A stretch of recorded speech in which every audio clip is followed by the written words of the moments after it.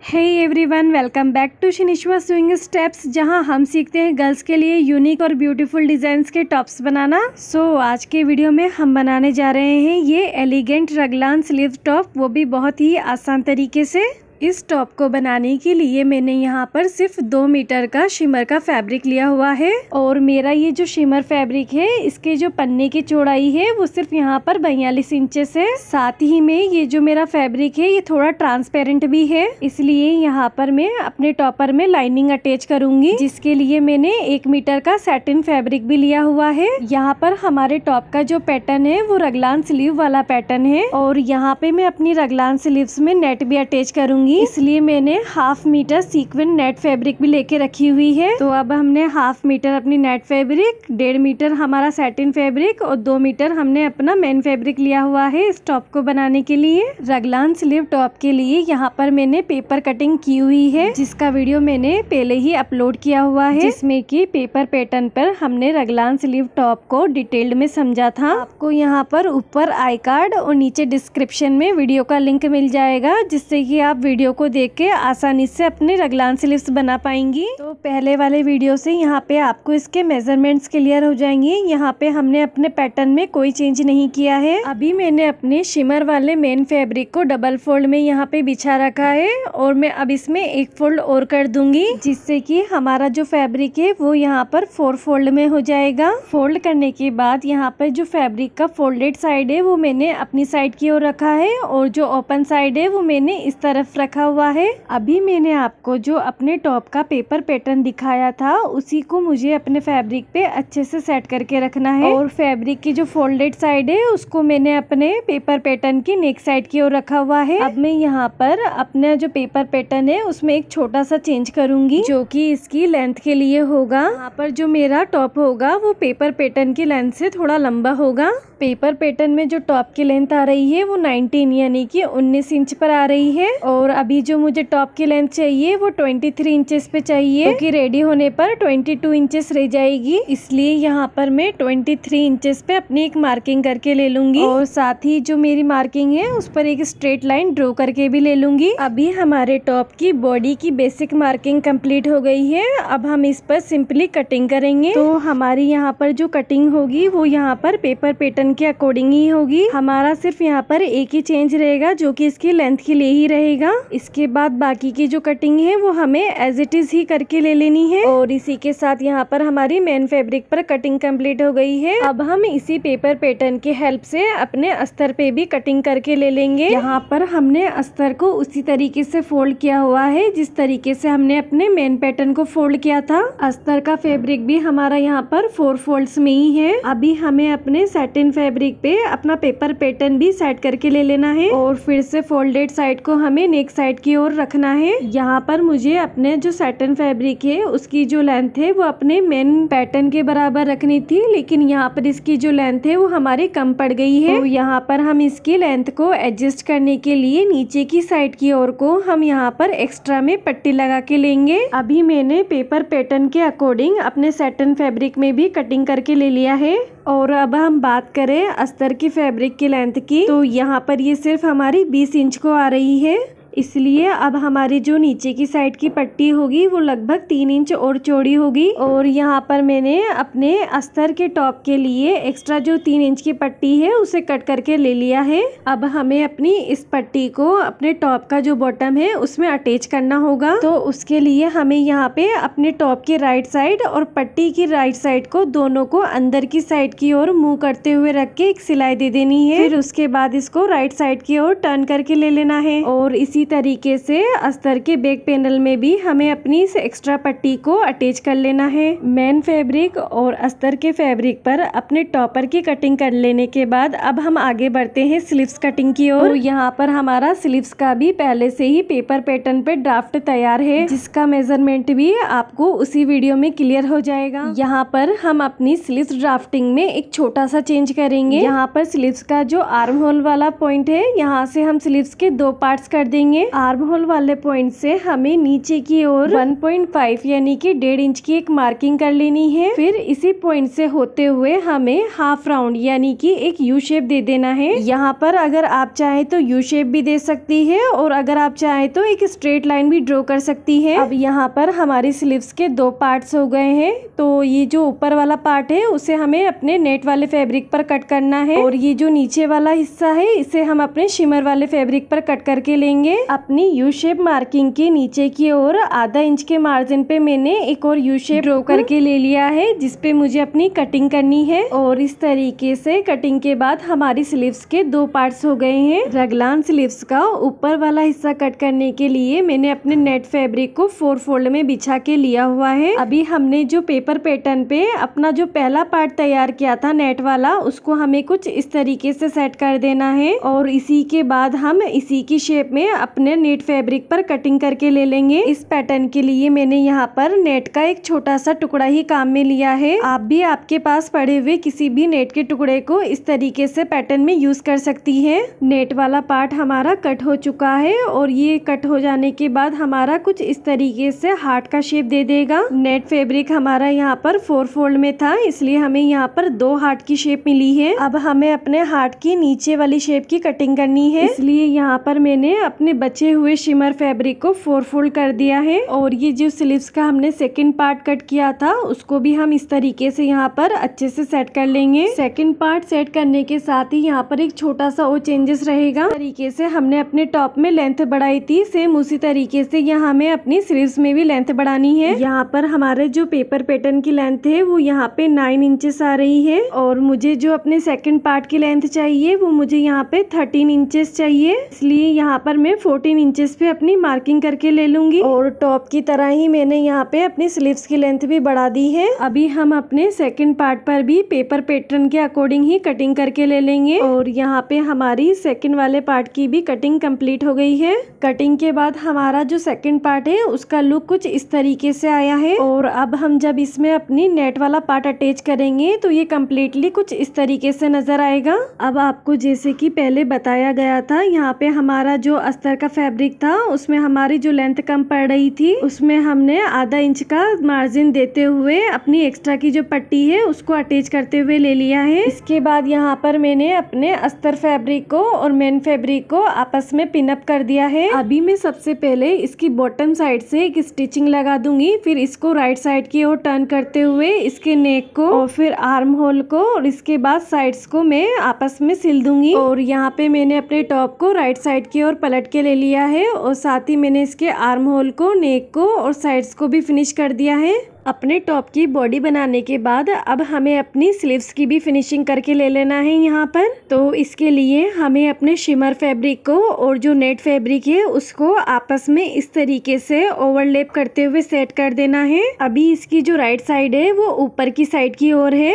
अब हमें इसकी राइट साइड की ओर ही इसकी हार्ट शेप के अकॉर्डिंग इस पे सिलाई लगा के ले लेना है। यहाँ पे ये जो हमारा फैब्रिक है वो नेट फैब्रिक है इसलिए इसमें से धागे भी नहीं निकलेंगे। ये देखिए यहाँ पे मैंने अपनी दोनों ही स्लीव्स को ओवरलैप करते हुए ज्वाइंट कर दिया है जिसके बाद कि ये हमारे टॉप में लगाने के लिए रेडी हो गई है। अब हमें टॉप को और स्लीव्स को आपस में ज्वाइंट करने के लिए ये जो हमारा टॉपर का आर्म होल वाला पार्ट है और स्लीव्स का ये जो आर्म होल वाला पार्ट है दोनों को राइट साइड की ओर अंदर की ओर रखते हुए एक दूसरे पर ओवरलैप करते हुए हम एक तिरछे में सिलाई दे देंगे। और यहाँ पर हमने जिस तरीके से अपनी पहली वाली स्लीव्स ज्वाइन की है सेम उसी तरीके से हम दूसरी वाली स्लीव्स का भी आर्म होल से आर्म होल मिलाते हुए ज्वाइंट कर देंगे। ये देखिए यहाँ पे मैंने अपने दोनों ही आर्म होल पर तिरछे में सिलाई लगाकर अपनी स्लीव्स को यहाँ पर ज्वाइंट कर दिया है। यहाँ पर मैंने फ्रंट पैनल पे जिस तरीके से अपनी स्लीव्स को ज्वाइंट किया है सेम उसी तरीके से हम होल से आर्म होल मिलाते हुए हम अपने बैक पैनल को स्लीव से ज्वाइंट कर लेंगे। तो इसके लिए हमें यहाँ पे दोनों पैनल्स की जो राइट साइड है उसको अंदर की ओर मूव करते हुए रखना रखना है। फिर अपने स्लीव्स का जो आर्म होल है उसे बैक पैनल के आर्म होल से मिलाते हुए सिलाई दे देनी है और सेम इसी तरीके से हम यहाँ पर दूसरी वाली स्लीव्स को भी ज्वाइन करके ले लेंगे। अब आप यहाँ पर क्लियरली देख पाएंगे हमारे टॉपर का जो फ्रंट और बैक पैनल है वो स्लीव्स की हेल्प से आपस में ज्वाइंट हो गया है। क्योंकि हमने स्लीव्स में नेट अटैच की है उसकी वजह से ये हमारा शिमर फैब्रिक का मार्जिन है वो हमारे नेट फैब्रिक में से दिख रहा है। तो हम इसको इस तरीके से अंदर करते हुए इसके ऊपर एक टॉप स्टिचिंग कर देंगे और इसी तरीके से स्लीव्स के चारों ही कोने में हम फिनिशिंग करके ले लेंगे। यहाँ पर फिनिशिंग दे देने के बाद अब हमें अपनी नेक लाइन के लिए कॉलर बनानी है। तो इसके लिए हम नेक लाइन पर 1/2 इंच का गैप देते हुए अपनी नेक लाइन को मेजर करेंगे। नेक लाइन को मेजर करते समय ये जो हम 1/2 इंच का गैप छोड़ते हैं वो हम कॉलर मार्जिन के हिसाब से छोड़ते हैं, जिससे कि हमें अपनी नेक लाइन में कॉलर ज्वाइंट करने में आसानी रहती है। यहाँ पे हमारी फुल नेक लाइन का जो मेजरमेंट है वो 24 इंच पर निकल कर आया है, जिसके हिसाब से हमें अपनी कॉलर कट करनी है। कॉलर बनाने के लिए यहाँ पे मैंने एक स्ट्रेचेबल फैब्रिक लिया हुआ है जो कि आपको किसी भी टेलर की शॉप पर आसानी से मिल जाएगा। जैसा कि आप जानते हैं हमारी नेक लाइन का जो मेजरमेंट था वो 24 इंच पर आया था और हमारा जो फैब्रिक है वो स्ट्रेचेबल फैब्रिक है, इसलिए हम यहाँ पर 20 इंच पर अपनी मार्किंग करेंगे। और अब हम बात करें कॉलर पट्टी की चौड़ाई की, तो उसके लिए यहाँ पे मैं 1.5 यानी कि 1.5 इंच पर अपनी मार्किंग करूंगी। ये जो हमने 1.5 इंचेस पे मार्किंग की है वो हमने अपने डबल फोल्डेड कपड़े पे की है। इसके बाद हम अपनी सीधी कॉलर पट्टी पे कटिंग करके लेंगे। चूंकि हमारा ये जो कपड़ा है वो स्ट्रेचेबल है इसलिए हमें यहाँ पे ओरे पट्टी की जरूरत नहीं पड़ती है। हम इसी स्ट्रेट पट्टी की हेल्प से अपनी राउंड नेक लाइन को आसानी से फिनिश कर सकते हैं। अभी हमें सबसे पहले अपनी स्ट्रेट पट्टी को किसी भी एक साइड से एक सिंगल फोल्ड करते हुए एक बूट की सिलाई लगा देनी है। कॉलर पे सिलाई लगा देने के बाद अब हमें अपने कॉलर को राइट साइड की ओर टर्न करना है। फिर अपनी पट्टी को सेंटर से इस तरीके से फोल्ड करते हुए साइड की एक सिलाई दे देनी है। साइड की सिलाई देने पर हमारी जो कॉलर पट्टी है वो इस तरीके से पूरी राउंड में बंद हो जाएगी और इसी के साथ यहाँ पे हमारी कॉलर पट्टी हमारे टॉप की नेक लाइन में ज्वाइंट होने के लिए तैयार हो गई है। कॉलर को नेक लाइन पर ज्वाइंट करने के लिए यहाँ पे मैंने अपने टॉप को रोंग साइड की ओर टर्न करके रखा हुआ है और अपनी कॉलर को भी मैंने यहाँ पे रोंग साइड की ओर ही टर्न किया हुआ है। अब हमें अपनी कॉलर को और अपनी नेक लाइन को दोनों के किनारों को आपस में अच्छे से मिलाते हुए दोनों को आपस में राउंड में पिनअप कर लेना है। पिनअप हो जाने के बाद अब हमें इसी तरीके से राउंड में सिलाई भी दे देनी है और फिर अपने टॉप को राइट साइड की ओर टर्न कर लेना है। यहाँ मैंने अपने टॉप को राइट साइड की ओर टर्न करके ले लिया है और अपनी कॉलर पर भी मैंने सिलाई लगा दी है। अभी मैं कॉलर को भी राइट साइड की ओर टर्न कर लूंगी और इसके बाद अपना ये जो मार्जिन है उसे इस तरीके से छुपाते हुए पूरे राउंड में एक और सिलाई दे दूंगी, जिससे कि हमारी कॉलर अच्छे से फिनिशिंग में आ जाएगी। और जैसा कि यहाँ पे आपको बताया था यहाँ पर मैंने अपनी कॉलर पर टॉप स्टिचिंग लगाकर इसको रेडी कर दी है। यहाँ पर टॉप की नेक लाइन की फिनिशिंग के बाद अब हमें स्लीव्स में कफ लगाना है। तो इसके लिए हमारी स्लीव्स का जो रिस्ट राउंड है उसको हमें मेजर करके लेना होगा। तो यहाँ पे हमारा जो रिस्ट राउंड है वो 10 इंचेस पर निकल कर आ रहा है।